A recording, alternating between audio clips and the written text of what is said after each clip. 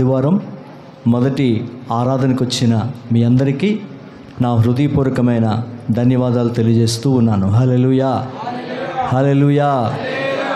పిల్లరా, ఈ ఉదయకాల సమయంలో దేవుని వాక్యాన్ని మనం వినబోతున్నాం. దయచేసి ప్రతి వారు కూడా దేవుడు మనతో మాట్లాడబోతున్న ప్రతి మాట అది ఎంతో జీవము కలిగింది. దేవుని మాటకు జీవం ఉంది. ఆ జీవము కలిగిన మాట నీ హృదయంలోనికి వెళితే నీ జీవితాన్ని, నీ దేహాన్ని, నీ ప్రాణాన్ని జీవింపచేస్తుంది. అంత గొప్ప సత్యంతో కూడిన మాటలు పరిశుద్ధాత్మ దేవుడు మనకు బోధిస్తున్నాడు. కాబట్టి ప్రతి వారు కూడా నిశ్శబ్దంగా ఉండి దేవుని వాక్యం వినాలి. వచ్చేవారు వస్తారు, వెళ్ళేవారు ఒకవేళ అత్యవసర పరిస్థితులు ఉంటే బయటికి వెళ్తారు. కాబట్టి నాకు తెలిసి వాక్యం ప్రారంభించిన తర్వాత అంతగా వెళ్ళడం మంచిది కాదు అని నేను అనుకుంటాను. ఎందుకంటే దేవుడు వాక్యమై ఉన్నాడు, వాక్యము దేవుడై ఉన్నాడు. కాబట్టి వాక్యాన్ని గౌరవిస్తే, వాక్యాన్ని సన్మానిస్తే ఎవరిని గౌరవించినట్లుగా? దేవుణ్ణి గౌరవించినట్లుగా. కాబట్టి నేను దేవుణ్ణి గౌరవించే వ్యక్తిని అని అనుకుంటే నువ్వు మధ్యలో బయటికి వెళ్ళే వ్యక్తివి కాదు, నువ్వు ప్రక్కవారితో మాట్లాడే వ్యక్తివి కాదు. కాబట్టి దయచేసి అంత శ్రద్ధగా దేవుని వాక్యం మనం వినాలి. చెప్పాలంటే ఎంతో ప్రయాసతో మనం దేవుని సన్నిధికి వస్తాం. ఈరోజు నువ్వు ఉద్యోగం చేసుకుంటే 1000 రూపాయలు తెచ్చుకుంటావు. ఒకవేళ వ్యాపారం చేస్తే 5000 తెచ్చుకుంటావు. లేకపోతే ఇంకో పని చేస్తే చాలా ఖరీదైన డబ్బు తెచ్చుకుంటావు. కానీ అవన్నీ ప్రక్కన పెట్టి నాకు దేవుడు కావాలి అని ఆశతో వచ్చావు. అని ఆశతో వచ్చిన నీవు నిరాశతో ఈ స్థలం నుంచి వెళ్ళకూడదు. ఆశపడిన నిన్ను యేసు క్రీస్తు ప్రభుల వారు ఆశీర్వదించాలి. ఆమేన్, హల్లెలూయా. ఆశీర్వదించాలంటే ఆయన వాక్యాన్ని జాగ్రత్తగా మనము వినాలి. ఆలస్యం చేయకుండా దేవుని వాక్యాన్ని ధ్యానం చేద్దాం. పరిశుద్ధ గ్రంథము నుండి మొదటి సమూయేలు గ్రంథం 6వ అధ్యాయము 13వ వచనాన్ని మనం చదువుకుందాం. బైబిల్ ఉన్నవారందరూ కూడా దేవుని వాక్యాన్ని చూడాలి. మొదటి సమూయేలు గ్రంథం 6వ అధ్యాయము 13వ వచనాన్ని చదువుకుందాం. బెత్షెమెషు వారు లోయలో తమ గోధుమ చేలను కోయిచుండిరి. వారు కన్నులెత్తి చూడగా మందసము వారికి కనబడును. దానిని చూచి వారు సంతోషించిరి. ప్రియులారా, ఈ మొదటి సమూయేలు గ్రంథం 6వ అధ్యాయము 13వ వచనం మనం చూస్తే బెత్షెమెషు వారు లోయలో ఉండేటప్పుడు వారికి ఏం కనిపించింది? మందసం కనిపించింది. మందసం కనిపించగానే వాళ్ళందరూ ఏం చేశారంటే సంతోషించారు. అందరూ చెప్పండి, సంతోషించారు. ఏం మందసం కనిపిస్తే అంత సంతోషం వారికి ఎందుకు? మందసం కనిపిస్తే అంత ఆనందం వారికి ఏమిటి? మందసం కనిపిస్తే వారు పరవశలవడానికి కారణం ఏమిటి? మందసములో అంత ప్రాముఖ్యత ఉందా? మందసం అంత విలువైనదా? మందసం అంత శ్రేష్టమైనదంటే ఒక 3 ప్రాముఖ్యమైన విషయాలు మందసం కొంచెం చూపిస్తాను. అందుకే వారు మందసం చూడగానే సంతోషిస్తున్నారు. ఏమిటి ఆ ప్రాముఖ్యత అంటే చూద్దాం. 2వ సమూయేలు గ్రంథం 6వ అధ్యాయము 11వ వచనాన్ని చదువుకుందాం త్వరగా. 2వ సమూయేలు గ్రంథం 6వ అధ్యాయం 11వ వచనమా? యెహోవా మందసము 3 నెలలు గిత్తీయుడగు ఒబేదెదోము ఇంటిలో ఉండగా యెహోవా ఒబేదెదోమును అతని ఇంటి వారందరినీ ఆశీర్వదించెను. అంటే మందసము ఎక్కడుంటే అక్కడ ఏం కలుగుతుంది? ఆశీర్వాదం కలుగుతుంది.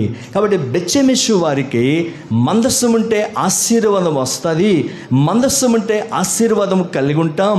మందసం ఉంటే మా జీవితాలు ఆశీర్వాదకరంగా ఉంటాయి అని చెప్పి మందసం చూడగానే వారికి ఏం కలిగింది? సంతోషము కలిగింది. కాబట్టి ఎందుకు సంతోషం కలిగిందంటే ఒకటి మందసం ద్వారా ఏముంది? ఆశీర్వాదం ఉంది. ఇంకా చాలా విషయాలు ఉన్నాయి, కానీ త్వరగా మనం ముందుకు వెళ్దాం. రెండవది, ఎందుకు ఇంకా మందస్సము అంత ప్రాముఖ్యమైనదంటే చూద్దాం. యెహోషువ గ్రంథం 6వ అధ్యాయము 11వ వచనాన్ని చదువుకుందాం. యెహోషువ గ్రంథం 6వ అధ్యాయము 11వ వచనం చదువుదాం. అట్లు యెహోవా మందస్సము ఆ పట్టణమును చుట్టుకొని ఒక మారు దాని చుట్టూ తిరిగిన తర్వాత వారు పాలెములో చచ్చి రాత్రి పాలెములో గడిపిరి. ప్రియులరా, ఈ యెహోషువ గ్రంథం 6వ అధ్యాయము 11వ వచనాన్ని చూస్తే ఇశ్రాయేలు యెరికో గోడలను కూల్చడానికి వారు మందస్సాన్ని కూడా తీసుకొని వెళ్ళారు. దేవుడు ఏం చెప్పాడో తెలుసా? మీకు విజయం కలగాలంటే, మీకు జయ జీవితం రావాలంటే, ఆ గోడలు కూలిపోవాలంటే మీరు ఖచ్చితంగా మీతో పాటు మందస్సము కూడా తీసుకొని వెళ్ళాలి అని దేవుడు యెహోషువతో చెప్పాడు. కాబట్టి వారు ఏం చేశారంటే ఆ యెరికో ప్రాకారపు గోడ చుట్టూ ఈ మందస్సాన్ని తీసుకువెళ్ళి రోజుకు ఒకసారి తిరిగి 7 దినాలు 7 సార్లు తిరిగారు. ఆ విధంగా 7 సార్లు తిరగగానే ఆ యెరికో గోడలు ఉన్నట్టుండి కూలిపోయాయి. హల్లెలూయా, హల్లెలూయా. అంటే ఇక్కడ ఏం జరిగిందంటే మందస్సము తీసుకెళ్ళటం ద్వారా అక్కడ యెరికో గోడలు కూలిపోయాయి. కాబట్టి అక్కడ ఏం కలిగిందంటే విజయము కలిగింది. చెప్పండి, విజయము కలిగింది. ఎందుకంటే అక్కడ యెరికోలో ఉండే ప్రజలను వారు జయించాలంటే, ఇశ్రాయేలు లోపలికి వెళ్ళాలంటే వారికి అడ్డుగా ఏముంది? గోడలు ఉన్నాయి, యెరికో గోడలు ఉన్నాయి. ఆ గోడలు కూలిపోతే వీళ్ళు సరాసరి లోపలికి వెళ్ళి ఆ ప్రజలందరినీ కూడా చంపేస్తారు. దేవుడు చెప్పాడు, ఆ ప్రజలను నాశనం చేయాలంటే, ఆ ప్రజలతో యుద్ధం చేయాలంటే ముందు అడ్డుగా ఉన్న యెరికో గోడలు కూలిపోవాలి. యెరికో గోడలు కూలిపోవాలంటే మీ బలంతో కాదు, మీ శక్తితో కాదు, మీతో పాటు మందస్సము కూడా ఉండాలి. హల్లెలూయా. అందుకే ఇశ్రాయేలు వారితో పాటు ఏం చేశారంటే మందస్సము కూడా తీసుకొని వెళ్ళారు. ఆ విధంగా 7 సార్లు 7 రోజులు 7 సార్లు తిరిగిన వెంటనే అక్కడ గోడలన్నీ కూడా ఏమైపోయాయి? కూలిపోయాయి. కాబట్టి మందస్సం ద్వారా ఏమొచ్చింది? వారికి విజయం కలిగింది. ఒకటి, మందస్సం ద్వారా ఆశీర్వాదం కలిగింది. రెండవది, మందస్సం ద్వారా విజయం కలిగింది. మూడో మాట చెప్పి నేను ఇంకా ముందుకు వెళ్తాను. చూద్దాం త్వరగా. కీర్తనలు 138వ అధ్యాయము ఒకసారి చదువుకుందాం. త్వరగా బైబిల్ చూద్దాం. 132వ కీర్తన 8వ వచనాన్ని చదువుకుందాం. కీర్తనలు 132వ కీర్తన 8వ వచనాన్ని చదువుకుందాం. యెహోవా లెమ్ము, నీ బల సూచకమైన మందస్సముతో కూడా రమ్ము. చూడండి, ఈ 132వ కీర్తన ప్రియులరా 8వ వచనం మనం చూస్తే మందస్సము ఏమిటట? బల సూచకమైన మందస్సము. అంటే మందస్సములో ఏముందంటే బలం ఉంది. ఆ బలము ద్వారా మన జీవితంలో గొప్ప కార్యములు దేవుడు చేస్తాడు. హల్లెలూయా.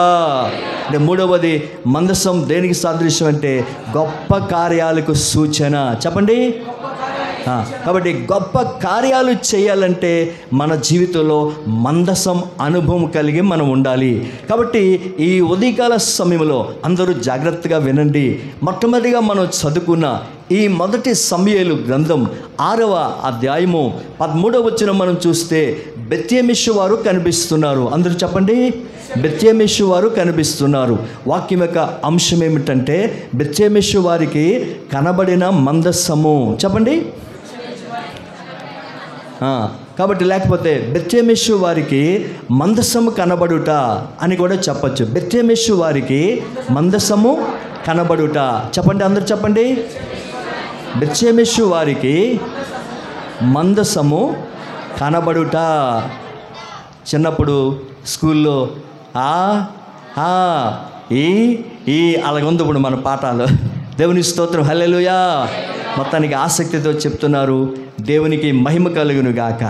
మీ అందరికీ దేవుడు మంచి ఆరోగ్యం ఆశీర్వాదం ఇచ్చును గాక. ఆమేన్, హల్లెలూయా.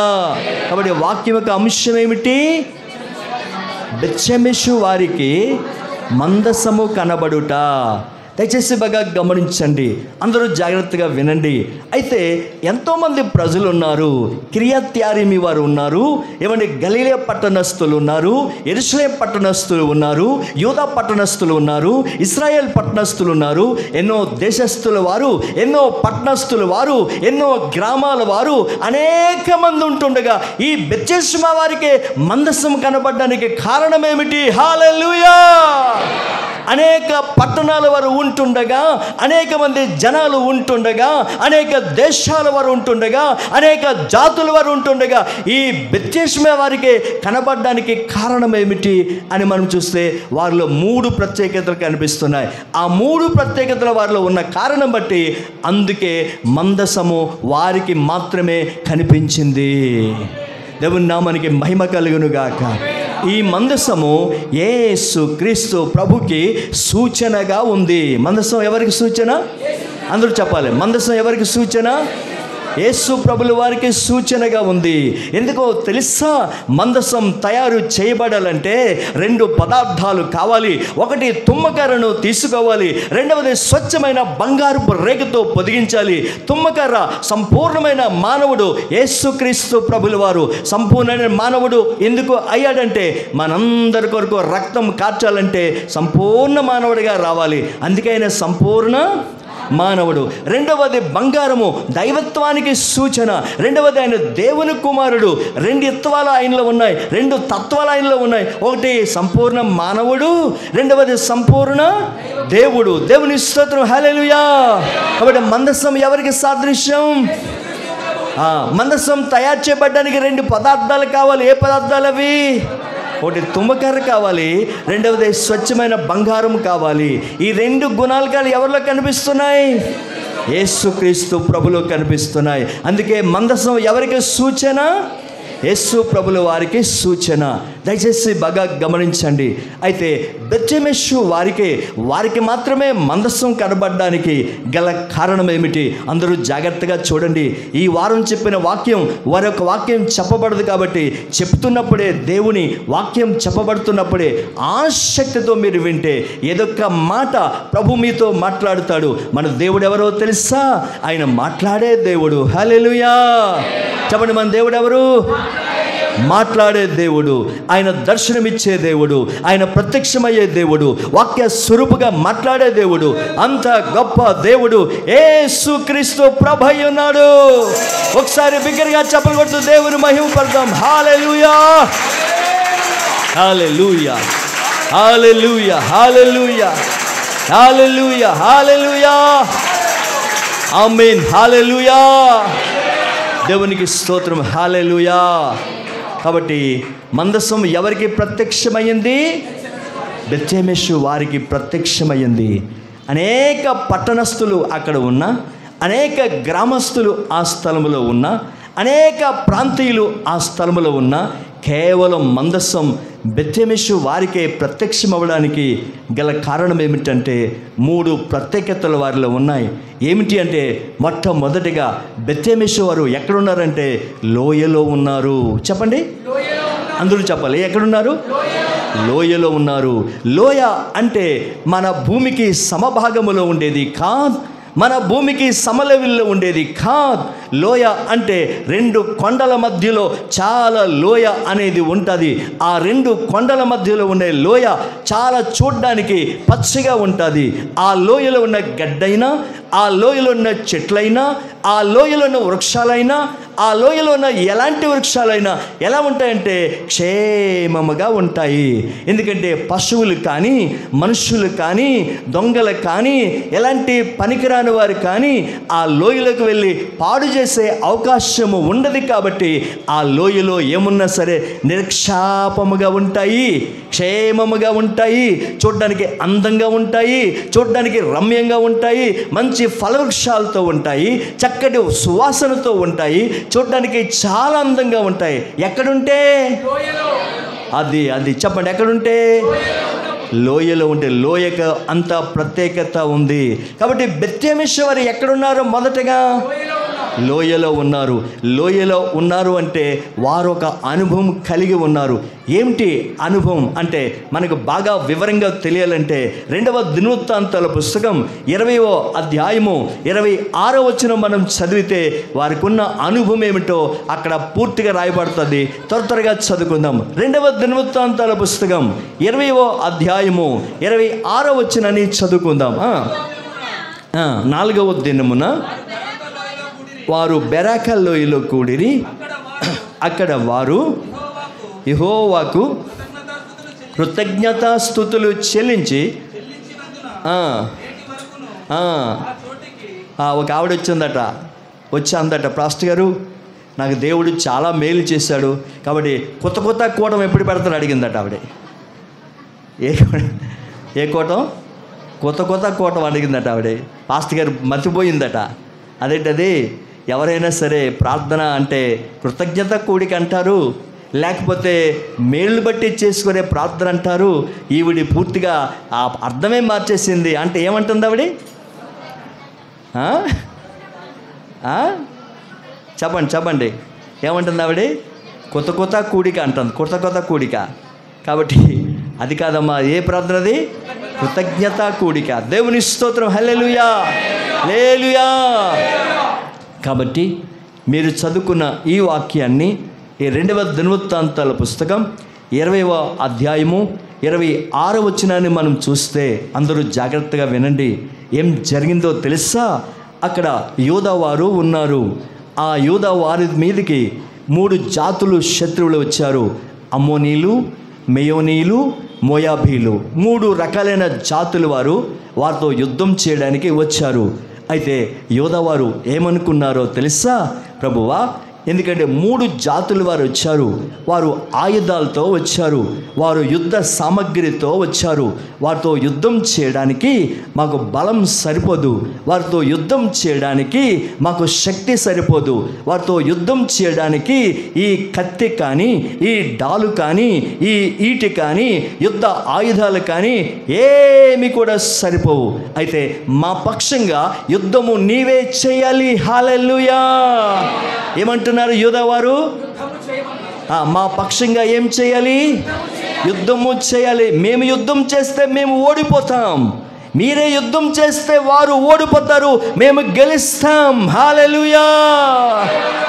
ఎలాగైనా యుద్ధం మీరే చేయాలి తండ్రి అని వారందరూ కూడా బెరాకా లోయలోకి వెళ్ళి యోధా వారందరూ కూడా స్తుతించడం ప్రారంభించారు, ఆరాధించడం ప్రారంభించారు, దేవుని మహిమపరచడం ప్రారంభించారు. కాబట్టి ఎక్కడికి వెళ్ళారంటే బెరాకా లోయలోనికి వారు వెళ్ళారు. చెప్పండి. బెరాకా అనగా స్తుతి అని దాని అర్థం. అంటే ఆ లోయలోకి వెళ్ళి వారు ఏం చేస్తున్నారు? స్తుతిస్తూ ఉన్నారు. స్తోత్రం, స్తోత్రం, స్తోత్రం. అందుకే ఓసన మినిస్ట్రీ వాళ్ళు ఏం చేస్తారంటే ఎలాంటి విజ్ఞాపన అయినా, ఎలాంటి ప్రార్థన అయినా అందరూ 2 చేతులు పైకెత్తి దేవునికి స్తోత్రం చెప్దామని ఏం చేస్తారు? ఏమంటే గుడారాల కూడా కొన్ని లక్షల మంది వస్తారు. ఆ లక్షల మంది ఒక అంశం కోసం, ఒక విజ్ఞాపన కోసం 2 చేతులు పైకెత్తి స్తోత్రం, స్తోత్రం, స్తోత్రం, స్తోత్రం, స్తోత్రం, స్తోత్రం అని చెప్తుంటే పరలోకున్న దేవుని సింహాసనం కదిలిపోయి దేవుడిగా ఉండలేక ఆ పరలోకం నుండి వారి మధ్యకు దిగొచ్చేస్తాడట. హల్లెలూయా. అంటే స్తుతిలో అంత శక్తి ఉంది. నువ్వు ప్రార్థన చేస్తే ఆయన పరలోకంలోనే ఉంటాడు, కానీ నువ్వు స్తుతి చేస్తే ఆయన పరలోకంలో ఉండలేక నీ వద్దకు దిగవచ్చేస్తాడు. స్తుతి అంటే దేవునికి అంత ఇష్టం, స్తుతి అంటే దేవునికి ప్రాణం, స్తుతి అంటే దేవునికి మహా ఇష్టం. ఏది? కాబట్టి ఆ స్తుతి నీవు చేయగలిగితే దేవుడు నీ వద్దకే దిగి వచ్చేస్తాడు. హల్లెలూయా. ఇదిగా చూడండి, ఎవరి మీదకైనా దెయ్యం వస్తే అప్పుడు నువ్వు నిలబడి స్తోత్ర, స్తోత్ర, స్తోత్ర, స్తోత్ర, స్తోత్రం అని నువ్వు చెప్తే ఆ స్తుతిలో ఉన్న అగ్ని ఆమెను దహించినప్పుడు, బాబోయ్ నేను ఉండలేను, కాలిపోతున్నాను, కాలిపోతున్నాను, కాలిపోతున్నాను, నేను ఉండలేకపోతున్నాను చెప్పి భయపడి ఏమైపోద్ది? దయ్యము పారిపోద్ది. అంటే స్తుతిలో ఏముంది? శక్తి ఉంది, అగ్ని ఉంది. అటువంటి స్తుతి అనుభవం నీకు కావాలి. ఈ బెత్షెమెషు వారికి ఉన్న అనుభవం ఏమిటి? స్తుతి చేసే అనుభవం ఉండాలి. హల్లెలూయా. కాబట్టి ఆరాధన ఇక్కడ చేసేటప్పుడు అందరూ ఏక మనసుతో చేయాలి. ఎవరు వెళ్ళిపోతున్నారా, ఎవరు వస్తున్నారా, ఎవరు చేస్తున్నారా, ఎవరు చేయలేదా, అది నీకు అనవసరం. నీ వ్యక్తిగతంగా నీవు దేవునితో కనెక్ట్ అయి ఉన్నావు కాబట్టి నీ స్తుతి ఆరాధన దేవునికి వెళ్ళాలి. కాబట్టి నీ స్తుతికి దేవుడు మెచ్చుకొని శక్తిని ఆశీర్వాదాన్ని దేవుడు ఇవ్వాలి. కాబట్టి నీవు దేవుడు కనెక్ట్ అయి ఉండాలి. కానీ ఇంకొకరితో ఆరాధన చేసినప్పుడు నీకు సంబంధం ఉండకూడదు. అందుకే నువ్వు శక్తిని పొందలేకపోతున్నావు, అందుకే శక్తిని నువ్వు అనుభవించలేకపోతున్నావు. ఆ అనుభవం నీకుంటే స్తుతించలేక నీవు ఉండలేవు, స్తుతించకుండా నువ్వు ఉండలేవు, ఆరాధన చేయకుండా నువ్వు ఉండలేవు, ప్రార్థించకుండా నువ్వు ఉండలేవు. అటువంటి అనుభవం నీలోకి రావాలి. హల్లెలూయా. కాబట్టి బెత్షెమెషు వారికి ఉన్న అనుభవం ఏమిటంటే వారు స్తుతించే అనుభవం కలిగి ఉన్నట్లుగా మనము దేవుని వాక్యములో చూస్తున్నాం. కాబట్టి ఒకటి, మందసం వారికే కనబడడానికి వారిలో ఉన్న మొదటి లక్షణం ఏమిటంటే స్తుతి చేసే అనుభవం వారికి ఉంది అని దాని అర్థం. కాబట్టి ప్రియులరా, ఈ మంచి సమయమందు అందరూ జాగ్రత్తగా వినండి. ఈ యోధావారు అలా స్తుతిస్తూ ఉంటే ఏం జరిగిందో తెలుసా? దేవుడు మాటుగాండిని పెట్టి ఆ 3 జాతుల వారిని కూడా సంహరింపజేశాడు. అంటే ఈ యోధావారు వారితో యుద్ధం చేయడానికి కత్తి పట్టుకోలేదు, వారితో యుద్ధం చేయడానికి డాలు పట్టుకోలేదు, వారితో యుద్ధం చేయడానికి ఈటి విసరలేదు, వారితో యుద్ధం చేయడానికి యుద్ధ సామగ్రిని ధరించుకోలేదు. కేవలం బెరక లోయలు వీళ్ళు ఏం చేశారు? స్తుతి మాత్రమే చేశారు. దేవుడు పని ప్రారంభించాడు. హల్లెలూయా. నీకు ఏది జరగాలన్నా నీ ఇంటిలోనికి వెళ్ళి మోకరించి, ప్రభువా చాలా సంవత్సరాలు బట్టి ఈ సమస్య నన్ను వేధిస్తూ ఉంది, ఈ సమస్యకు పరిష్కారం నువ్వు ఇవ్వవా తండ్రిని నిజంగా నువ్వు మోకరించి దేవుని స్తుతిస్తే ఖచ్చితంగా దేవుడు కార్యాన్ని జరిగిస్తాడు. మన దేవునికి అసాధ్యమైనది ఏమీ కూడా దేవునికి సమస్తము సాధ్యము. ఏదైనా చేయగల శక్తి కలిగిన దేవుడైనా. హల్లెలూయా, హల్లెలూయా. నువ్వంటే దేవునికి చాలా ఇష్టం.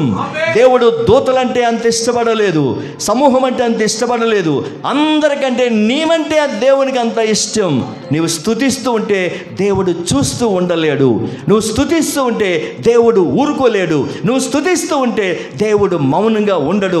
దేని కొరకు స్తుతిస్తున్నావో, దేని కొరకు అడుగుతున్నావో, దేవుని కొరకు మనవి చేస్తున్నావో ఆ కార్యాన్ని దేవుడు ఖచ్చితంగా నీ జీవితంలో అనుగ్రహించే దేవుడై ఉన్నాడు. ఆమేన్, హల్లెలూయా. కాబట్టి ఒకటి, ఈ బెత్షెమెషు వారు లోయలో ఉన్నారు అంటే వారికి ఉన్న అనుభవం ఏమిటంటే స్తుతించే అనుభవం నీకు ఉండాలి. హల్లెలూయా. అటువంటి అనుభవంలోనికి నువ్వు రావాలి. కాబట్టి స్తుతిస్తూ ఉంటే నీ పక్షంగా దేవుడు అనేకమైన కార్యాలు జరిగిస్తాడు. ఆ గొప్ప దేవునికి చప్పట్లు కొడుతూ ఒకసారి మహిమపడదాం. Glory, glory, glory, glory, glory, glory. హల్లెలూయా, హల్లెలూయా, హల్లెలూయా, హల్లెలూయా, హల్లెలూయా. కాబట్టి అటువంటి స్తుతి అనుభవం కలిగి మనము ఉండాలి. అందుకే యోబు కూడా చెప్తున్నాడు చూడండి. యోబు గ్రంథం 1వ అధ్యాయము 21వ వచనం. నేను నా తల్లి గర్భము నుండి దిగంబరిగానే వచ్చి తిని దిగంబరిగానే అక్కడికి వెళ్ళేదను. యెహోవా ఇచ్చెను, యెహోవా తీసుకొని పోయెను, యెహోవా నామమునకు స్తుతి కలుగునుగాక. అంటే యోబు ఏం చేశాడంటే ఈ యోబు గ్రంథం 1వ అధ్యాయము 21వ వచనం మనం చూస్తే యోబు ఏమండి కేవలం మేలు వచ్చినప్పుడే కాదు, లాభం పొందుకున్నప్పుడే కాదు, మంచి జరిగినప్పుడే కాదు, కానీ నష్టం జరిగినప్పుడు కూడా యోబు దేవుణ్ణి స్తుతించాడు. ఆ విధంగా మనం ఉండాలి. నష్టం కలిగినా సరే చెప్పాలి, నష్టం కలిగినా సరే స్తుతించేవారుగా ఉండాలి. కొన్నిసార్లు వెళ్తాం, కొన్ని కుటుంబాలకు మేము వెళ్తూ ఉంటాం, మాకేం మేలు జరగలేదండి, దేవుడు మాకేమీ చేయలేదండి అని అన్నప్పుడు మాకు చాలా బాధ అనిపిస్తుంది. అయితే కొన్నిసార్లు దేవుడు కొందరి విషయంలో ఏమంటే త్వరగా దేవుడు ఆశీర్వదిస్తాడు, కొందరి విషయాలు దేవుడు ఆలస్యంగా ఆశీర్వదిస్తాడు. కాబట్టి ఆలస్యమైందని చెప్పి దేవుని మీద సనుక్కున్న వారిగా మనము ఉండకూడదు. ఎందుకంటే దేవుడు పక్షపాతి కాదు. దేవుడు అందరినీ కూడా ఆశీర్వదించే దేవుడు. అయితే కొంతమందిని త్వరగా ఆశీర్వదిస్తాడు, కొంతమందిని ఆలస్యంగా ఆశీర్వదిస్తాడు. ఎందుకు ఇలా చేశావు అనడానికి మనము తగిన వారము కాము. దేవుని ప్రశ్నించడానికి, దేవుని అడగడానికి మనం సరిపడే వారిమి కాదు. దేవుడు తన ఇష్టం, తన చిత్తం, తన నిర్ణయం, తన ఆలోచన, తను ఎప్పుడు చేయాలనుకుంటాడో, తను ఎప్పుడు ఇవ్వాలనుకుంటాడో, తను ఎప్పుడు ఆశీర్వదించాలనుకుంటాడో ఆ విధంగా మనం ఆయన చిత్తానికి, ఆయన నిర్ణయానికి మనం విడిచిపెడితే ఆ సమయము, ఆ గడియ వచ్చినప్పుడు దేవుడు ఖచ్చితంగా చేసి తీరుతాడు. హల్లెలూయా, హల్లెలూయా. కాబట్టి యోబులాగా మనం ఉండాలి, ఈ బెత్షెమెషు వారిలాగా ఉండాలి, స్తుతి అనుభవం కలిగి వారిగా మనము ఉండాలి. కాబట్టి వారికే మందస్సం ప్రత్యక్షం అవ్వడానికి, వారికే మందస్సం ప్రత్యక్షంగా రావడానికి గల కారణం ఏమిటంటే, ఒకటి వారు స్తుతించే అనుభవం వారిలో. కాబట్టి ఆ లోయలో ఉన్నారంటే వారికి ఏం అనుభవం ఉంది? స్తుతించే అనుభవం ఉంది ఒకటి. రెండవది, వారు ఏం చేస్తున్నారంటే అక్కడ వారు గోధుమ చేలు కోస్తూ ఉన్నారు. చెప్పండి, గోధుమ చేలు కోస్తున్నారంటే వారు కోత కోస్తూ ఉన్నారు అని దాని అర్థం. కాబట్టి బైబిల్ ప్రకారంగా కోత అంటే ఏమిటో తెలుసా? చూద్దాం. లూకాసు సువార్త 10వ అధ్యాయము 2వ వచనాన్ని త్వరగా మనం చదువుకుందాం. లూకాసు సువార్త 10వ అధ్యాయము 2వ వచనం చదవండి.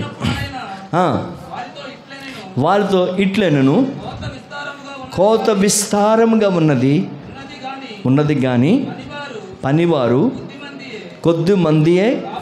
కాబట్టి కోత యజమానుని మన కోతకు పనివారిని పంప వేడుకొనుడి. దయచేసి బాగా గమనించండి. ఇక్కడ మనం చూస్తే ఈ బెత్షెమెషు వారు అక్కడ ఏం చేస్తున్నారంటే గోధుమ చేలు వారు కోస్తూ ఉన్నారు. అంటే వారు కోత కోస్తూ ఉన్నారు. ఈ కోత కొరకు యేసు ప్రభులు వారు లూకాసు సువార్త 10వ అధ్యాయము 2వ వచనంలో ఏమంటాడంటే, ఇదిగో కోత కోసే పనివారు చాలా తక్కువగా ఉన్నారు, కోత విస్తారంగా ఉంది. కాబట్టి కోత కోసే పనివారి కొరకు యజమానుని మీరు వేడుకొనుడి, అంటే దేవుని మీరు వేడుకొనుడి. కాబట్టి కోసేవారు మనకు కావాలి. కోత కోయడం అంటే ఏమిటంటే సువార్త అని దాని అర్థం. హల్లెలూయా. ఎందుకంటే ప్రజలందరూ కూడా పంట ఎలాగైతే బాగా పండిపోయిందో ప్రజలందరూ కూడా పాపములో పండిపోయారు. పాపములో పండిపోయిన వారిని ఏం చేయాలంటే సువార్త ద్వారా వారు దేవుని వద్దకు నడిపించేవారుగా మనము ఉండాలి. హల్లెలూయా. కాబట్టి కోత అంటే అది దాని అర్థం. కోత అంటే అర్థం ఏంటి? సువార్త ప్రకటించడం అని దాని అర్థం. అయితే ఈ రోజుల్లో మరి కొన్ని పరిస్థితులు బట్టి పబ్లిక్గా, సమూహంగా సువార్త ప్రకటించడానికి అవకాశాలు లేవు. ఆ ద్వారాలన్నీ మూయబడ్డాయి. అయితే వ్యక్తిగతమైన సువార్త మనం చేయొచ్చు. వ్యక్తిగతమైన సువార్త అంటే పురుషుల కంటే స్త్రీలకు ఎక్కువ అవకాశాలు ఉంటాయి. ఎందుకు? కూరగాయలకు వెళ్ళేటప్పుడు, చేపలకు వెళ్ళేటప్పుడు, బట్టలకు వెళ్ళేటప్పుడు చాలామంది స్త్రీలు మీకు కలుస్తారు. కానీ మీరేమంటారు తెలుసా? ఏమండి ఈ అదిగో ఏమండి ఏమంటారు మీరు? అవి అంటారు. ఏమండి ఈ చీర చాలా బాగుంది, బొమ్మన, చందన, ఇంకెక్కడ అని అడుగుతాం మనం. ఇవి కాదు మనకు కావలసినవి. ఏమనాలి? ఏం చెప్పాలి మనము? ఒకవేళ అవకాశం కుదిరినప్పుడు అలాగేం చెప్పాలి? బురదనిస్తే మెంటలు వచ్చేది వాళ్ళకి. అలా కూడా కాకూడదు వాళ్ళు. అందుకే మేము ఎవరికైనా కొత్త వాళ్ళు చెప్తే ఎక్కువ చెప్పం. మరి 1-2 మాటలు. ఎందుకంటే కనబడగానే అమ్మో ఈ పాస్టర్ గారు బురదనేస్తారా బాబు అని మనం చూడగానే తప్పుకుంటారు. అలా కూడా మనం చేయకూడదు. కాబట్టి 1-2 మాటల్లో యేసు దేవుడు, యేసు రక్షకుడు, యేసు పాపాన్ని క్షమిస్తాడు అని 1-2 మాటలు చెప్పిస్తే చాలు. ఆ 1-2 మాటలు ఏదో ఒక రోజున వారికి హృదయంలో కనెక్ట్ అవుతాయి. వారి ఆత్మకు రక్షణ కలిగిస్తాయి. దేవుని స్తోత్రం. హల్లెలూయా. చాలామంది నిద్రపోతారు. నిద్రపోయే ముందు హల్లెలూయా చెల్లిద్దాం. హల్లెలూయా. ఓకే, బాగా స్టడీగా ఉన్నారు. దేవుని స్తోత్రం. హల్లెలూయా, హల్లెలూయా, హల్లెలూయా. ఒక ఆయనకి యాక్సిడెంట్ అయిందట. పక్కనున్న ఒక ఆయన పరామర్శించడానికి వెళ్ళారట. ఏమండి ఎలా జరిగిందేంటి? మరి సిస్టర్ గారు ఎప్పుడు ఎదురొస్తారు కదా, మరి ఎదురొచ్చినప్పుడు ఎందుకు ఎలా జరిగిందంటే ఆ యదముని రాబట్టే నాకు ఎలా జరిగింది అన్నాడట ఆయన. ఏమండి, అది లోకం, కానీ దేవుని కృప మనకి ఎప్పుడు తోడుగా ఉంటుంది. దేవుని స్తోత్రం. హల్లెలూయా, హల్లెలూయా. కాబట్టి ఈ గోధుమ చేలు కొయ్యడం అంటే ఏమిటంటే, కోత అంటే అర్థం ఏమిటంటే సువార్త. కాబట్టి సువార్త చేసే అవకాశాలు స్త్రీలకి ఎక్కువ అవకాశం ఉంటుంది. కాబట్టి అలాంటి అవకాశం వచ్చినప్పుడు 1-2 మాటలు చెప్తే ఏదొక్క రోజున వారికి ఆ మాట వారి హృదయంలో కార్యం దేవుడు జరిగిస్తాడు. హల్లెలూయా, హల్లెలూయా. పిల్లరా, బాగా గమనించండి. వైఎస్ రాజశేఖర రెడ్డి గారికి సువార్త ఎలాగందిందో తెలుసా? వారింట్లో పనిచేసే పని మనిషి, ఆమె దేవుని నమ్ముకున్న బిడ్డ. అర్థమైందండి? కాబట్టి రాజశేఖర రెడ్డి గారి తల్లిగారు కొన్నిసార్లు కుటుంబ విషయాలు బట్టి కొంచెం బాధపడుతుంటే అప్పుడు ఈ పని మనిషి చెప్పిందట, అమ్మగారు మీ బాధ నేను చాలా చూస్తున్నాను, నాకు చాలా అర్థమైంది, కానీ ఒకసారి యేసు ప్రభు నామములో ప్రార్థన చేస్తే అవన్నీ తొలగిపోతాయి, మీరు చక్కగా ఉంటారు, మీ జీవితం చాలా బాగుంటుంది, మీ కష్టాలన్నీ తొలగిపోతాయి, మీ కుటుంబాన్ని దేవుడు ఆశీర్వదిస్తాడని చెప్పి ఇంటిలో ఉన్న పని మనిషి రాజశేఖర రెడ్డి గారు వారి అమ్మగారికి ఆ మాట చెప్పిందట. అవునమ్మా, నిజమేనా అని ఆమె ఆ మాట విని ప్రార్థన చేస్తే దేవుడు ప్రశాంతమైన జీవితం ఇచ్చాడట. ఆవిడ వేటి కొరకు ప్రార్థన చేశారో అవన్నీ కూడా అమలైపోయాట, అవన్నీ జరిగిపోయాట. ఎప్పుడైతే జరిగిపోయాయో వెంటనే ఆవిడ విశ్వాసం వచ్చి ఇక వాళ్ళందరికీ చెప్పడం, అలా ఒకరు ఇప్పుడు రాజశేఖర రెడ్డి గారి ఫ్యామిలీ అందరూ కూడా దేవుని నమ్ముకొని క్రైస్తవులుగా మారిపోయారు. దేవుని నామానికి మహిమ కలుగునుగాక. కాబట్టి వాళ్ళందరూ మారడానికి కారణం ఏమిటి? వారింట్లో పనిచేసిన పని మనిషి. ఆమె చెప్పకపోతే ఆ కుటుంబానికి రక్షణ రాదు. కాబట్టి దేవుని బిడ్డలారా, మనం కొన్నిసార్లు దేవుడు ఆత్మ మనలో ప్రేరేపిస్తుంది. నిజంగా నాలో చాలాసార్లు ఈ అనుభవాలు కలిగాయి. కొన్నిసార్లు దేవుడు ఆత్మ ప్రేరేపిస్తుంది, ఇదిగో ఈ వ్యక్తికి చెప్పు, లేకపోతే ఈ వ్యక్తి కొరకు ప్రార్థన చేయి, ఈ వ్యక్తికి నా మాట చెప్పు, లేకపోతే నా సలహా చెప్పు అని ప్రేరేపిస్తున్నప్పుడు కొన్నిసార్లు ప్రేరేపణ మనం ఏం చేస్తామంటే ఏమంటే వాటిని మనం నొక్కేస్తుంటాం. మనము కొన్నిసార్లు ఆ ప్రేరేపణ ఏమంటే మనం వెళ్ళనివ్వం, ఆవిని కాదనకుండా చేసుకుంటాం. అయితే అలాంటప్పుడు నష్టాలు జరిగే పరిస్థితులు చాలా వస్తాయి ప్రియులారా. కాబట్టి అలా కాకుండా దేవుడు ప్రేరేపించినప్పుడు చెప్తే దేవునికి నామానికి మహిమ దొరుకుతుంది. హల్లెలూయా, హల్లెలూయా. కాబట్టి ఈ గోధుమ చేలు కోయడం అంటే ఏమిటంటే ఈ బెత్షెమెషు వారికి ఏ అనుభవం ఉందంటే రెండవది సువార్త చేసే అనుభవం వారికి ఉన్నట్లుగా మనం చూస్తూ ఉన్నాం. కాబట్టి దేవుని ప్రజలారా, మరొక మాట మనం చూద్దాం. అపొస్తలుల కార్యాలు 8వ అధ్యాయము 12వ వచనాన్ని చదువుకుందాం. అయితే ఫిలిప్పు దేవుని రాజ్యమును గూర్చియు యేసుక్రీస్తు నామమును గూర్చియు సువార్త ప్రకటించుచుండగా వారు అతను నమ్మి స్త్రీలను బాప్తిసము పొందిరి. పిల్లరా, ఈ అపొస్తలుల కార్యాలు 8వ అధ్యాయము 12వ వచనం మనం చూస్తే ఫిలిప్పు అనే వ్యక్తి సమరయ పట్టణానికి వెళ్ళాడు. ఆ సమరయ పట్టణంలో చాలామందికి సువార్తను ప్రకటించాడు. యేసే దేవుడు అని చెప్పాడు, యేసు ద్వారే మోక్షము అని చెప్పాడు, యేసు ద్వారే పాప క్షమాపణ అని చెప్పాడు, యేసు ద్వారా మన ఆత్మకు రక్షణ అని చెప్పాడు. అలా చెప్పిన కారణం బట్టి ఆ సమరయ పట్టణంలో చాలామంది పురుషులు, చాలామంది స్త్రీలు యేసు ప్రభుల వారిని రక్షకుడిగా నమ్మి చాలామంది బాప్తిసం తీసుకున్నారు. హల్లెలూయా. అంత గొప్ప మంది మారడానికి కారణం ఏమిటంటే ఫిలిప్పు చెప్పిన సువార్త. కాబట్టి ఆ విధంగా మనం చూస్తే చాలామంది ప్రజలు మారడం మనం చూస్తున్నాం. చూడండి, ఒక వ్యక్తి మారిన తర్వాత ఏం చేశాడు? మార్కు సువార్త 5వ అధ్యాయము 20వ వచనం. ఇంకా ముందుకు వెళ్ళిపోతాం. ఈ మాట చదవండి. మార్కు సువార్త 5వ అధ్యాయం 20వ వచనమా. వాడు వెళ్ళి యేసు వాడికి చేసినవన్నీ దగపోలిలో ప్రకటింపనారంభించగా అందరూ ఆశ్చర్యపడిరి. దేవునికి స్తోత్రం. హల్లెలూయా. వాడంటే ఎవరు? వాడంటే ఎవరమ్మా? శానా పట్టినవాడు. కాబట్టి దయ్యాలతో బాధపడుతున్న వ్యక్తి ఎప్పుడైతే విడుదల పరచబడ్డాడో, ఎప్పుడైతే రక్షణ కలిగిందో, రక్షణ కలిగిన అతడు ఏం చేశాడంటే దెకాపోలిలో ఏమంటే సువార్తను ప్రకటించాడట. దెకాపోలి, దెకా అంటే 10, పోలి అంటే పట్టణాలు, అంటే 10 పట్టణాల్లో సువార్తను ప్రకటించాడు. హల్లెలూయా. ఎన్ని పట్టణాలు? 10 పట్టణాలకి సువార్త ప్రకటించాడు. ఒకసారి ఒక పాస్టర్ గారు ఈ విధంగా చెప్పారట, మా సంఘములో 2 స్త్రీలు ఉన్నారు, వారు ఆనిముత్యాలు అని చెప్పాడట. ఏం చెప్పారు? వారు ఆనిముత్యాలు అని చెప్పాడట. ఏమిటంటే వారు ఏం చేశారంటే ఒక స్త్రీ 100 మందిని, ఒక స్త్రీ 100 మందిని, వాళ్ళిద్దరు కలిసి 200 మందిని సంఘానికి నడిపించారు. కాబట్టి ఇప్పుడు మా సంఘములో ఈ 2 స్త్రీలు ఎలాంటి వారు? ఆనిముత్యాలు లాంటి వారు అని పాస్టర్ గారే వారికి స్వయంగా సాక్ష్యం చెప్తున్నారట. కాబట్టి ఎందుకు వారు 200 మందిని ప్రభు వద్దకు వారు నడిపించారు. ఈరోజు ఒక్కసారి మనం ఆలోచన చేద్దాం. మనం నమ్ముకుని ఇంతకాలమైంది, ఎవరైనా ఒక అన్యురాల్ని, ఒక అన్యుణ్ణి ఈరోజు మనం యేసు వద్దకు నడిపించామా? ఎంత విచారకరం. ఒకసారి దేవుడే ప్రశ్న అడిగితే, దేవుడే నేను లెక్క అడిగితే నువ్వేం చెప్పగలవు జవాబు? ఒకసారి ఆలోచన చేయండి. కాబట్టి ఆ భారం మన మీద ఉంది. మనం పరలోకం వెళ్ళిన తర్వాత దేవుడు కూడా అడుగుతాడు, అమ్మా గొప్ప రక్షణ నీకు ఇచ్చాను కదా, నీ కుటుంబంలో నిన్నే ఎన్నుకున్నాను కదా, నా కోసం ఎంతమందికి చెప్పావు, నా కోసం ఎంతమంది చెప్పి నా మందిరానికి నడిపించావు అని దేవుడు ఒక రోజున నిన్ను, నన్ను, మనందరిని కూడా లెక్క అడిగేవాడిగా ఉన్నాడు. హల్లెలూయా, హల్లెలూయా. కాబట్టి ఆ వ్యక్తి స్వస్థపడిన తర్వాత 10 పట్టణాలకు వెళ్ళి సువార్తను ప్రకటించాడు. దేవుని స్తోత్రం, హల్లెలూయా.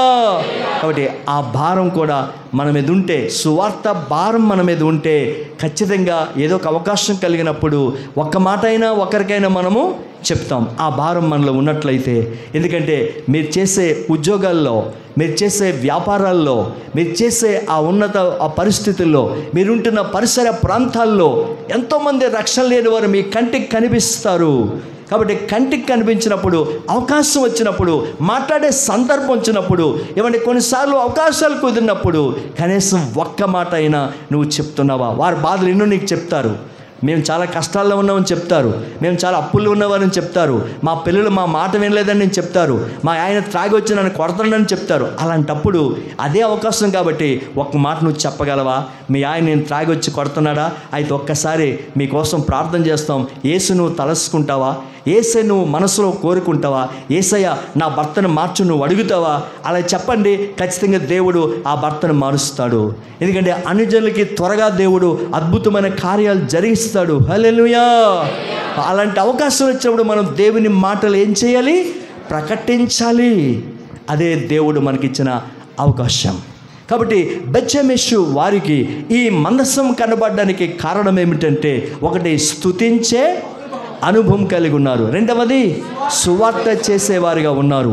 మూడవ మాట చెప్పి నేను ముగించేస్తాను. మూడవది ఏమిటంటే వారు కన్నులెత్తి చూడగా.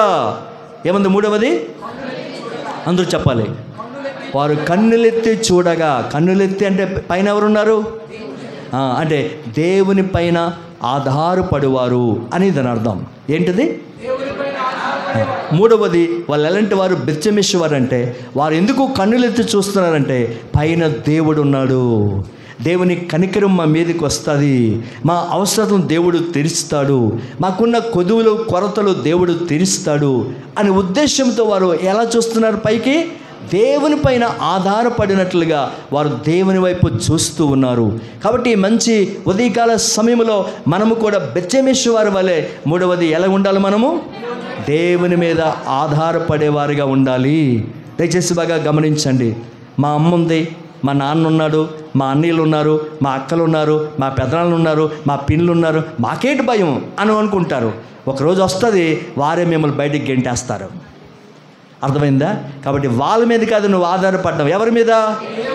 అది దేవుని మీద నువ్వు ఆధారపడితే ఎప్పుడు కూడా దేవుడు నిన్ను సిగ్గుపడనివ్వడు. ఆమేన్. హల్లెలూయా, హల్లెలూయా, హల్లెలూయా. నా దేవుడు ఇంతవరకు ఎవరిని కూడా సిగ్గుపడినట్లుగా చేసి ఉండలేదు. అంత గొప్ప దేవుడు. బిగ్గరగా చప్పట్లు కొడదాం. హల్లెలూయా, హల్లెలూయా, హల్లెలూయా, హల్లెలూయా హల్లెలూయా హల్లెలూయా హల్లెలూయా Man, Jesus. Rika baba baba baba. In the name of Jesus. Thank you Lord. Thank you Lord. అనేక మందిని తాకుతున్నందుకు, అనేక మందిని నింపుతున్నందుకు ప్రభువా నీకే మహిమ, నీకే ఘనత, నీకే ప్రభావములు ఆరోపిస్తున్నాం తండ్రి.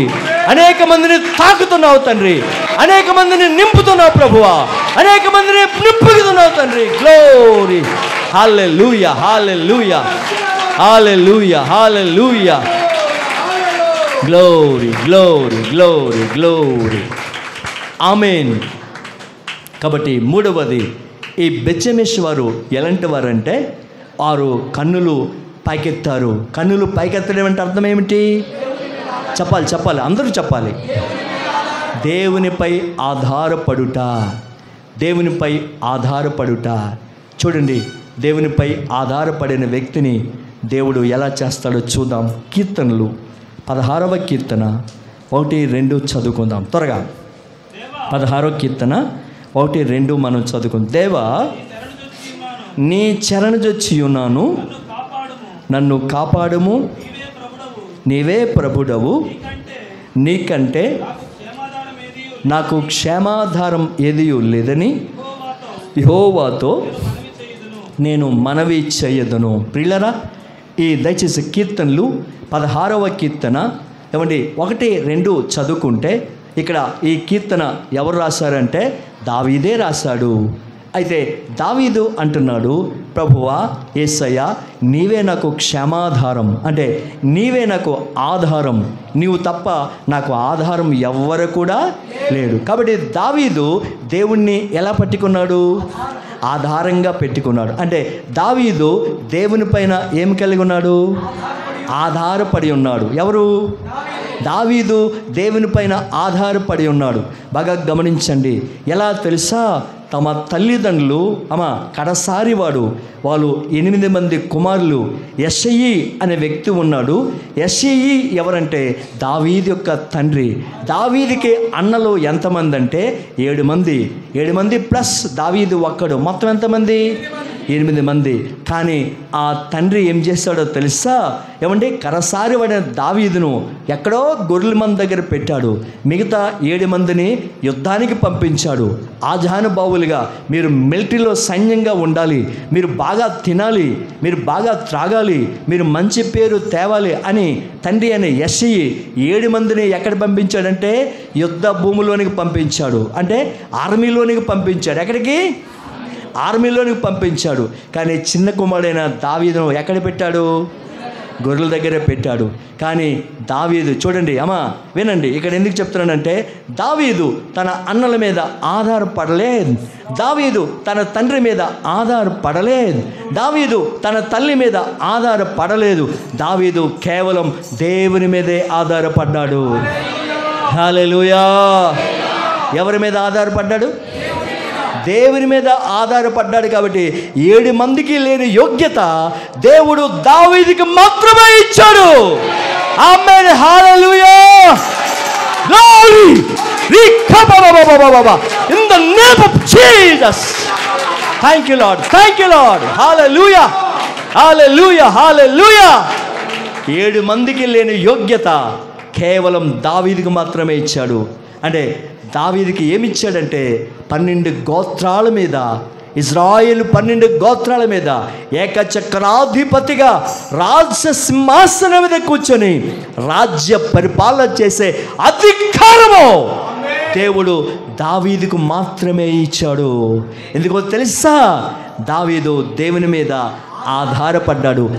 ఆ 7 మంది అన్నలకి ఆ యోగ్యత లేదు. చెప్పాలంటే దావీదు కంటే బలమైన వారు, దావీదు కంటే జ్ఞానం కలిగిన వారు, దావీదు కంటే విద్య కలిగిన వారు, దావీదు కంటే యోధులు, వారు యుద్ధ అభ్యాసము కలిగిన వారు. లోకపరంగా ఎన్నెన్నో యోగ్యతలు వారికి ఉన్నాయి, లోకపరంగా ఎన్నెన్నో అర్హతలు ఉన్నాయి, లోకపరంగా ఎన్నెన్నో క్వాలిటీస్ వారికి ఉన్నాయి. కానీ దేవుని మీద వారు పడలేదు. కానీ దావీదు మాత్రం దేవుని మీద ఆధారపడ్డాడు. కాబట్టి దావీదును మాత్రమే ఇజ్రాయేలుకు ఏం చేశాడు?